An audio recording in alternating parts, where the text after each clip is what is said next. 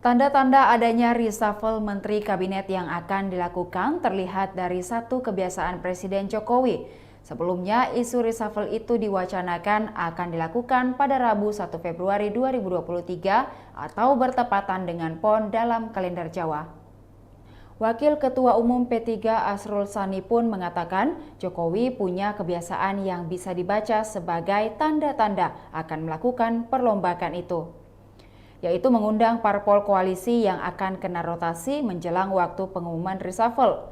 Asrul Sani mencontohkan dengan mengacu pada reshuffle periode pertama, yang mana jika menteri parpol tertentu akan diganti, Jokowi akan memanggil parpol langsung jelang pengumuman.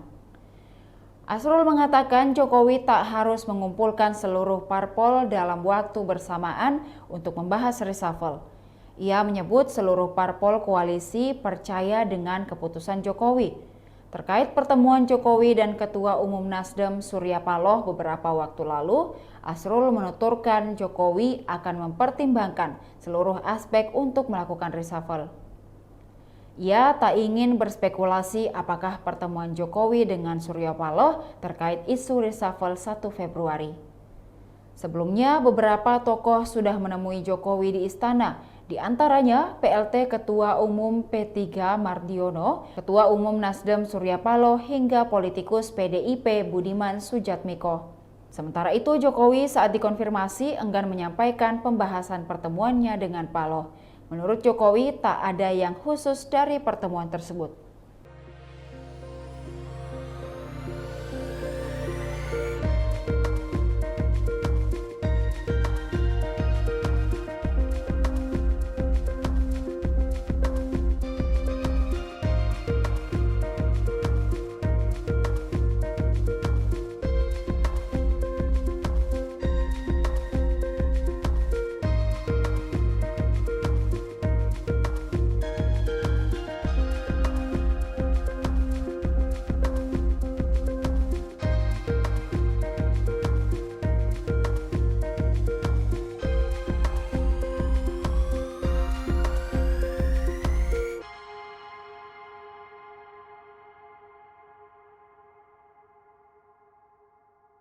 Demikian Tribun Hot News kali ini, saksikan berita lainnya hanya di kanal YouTube dan Facebook Tribun Timur. Terima kasih sudah nonton, jangan lupa like, subscribe, dan share ya!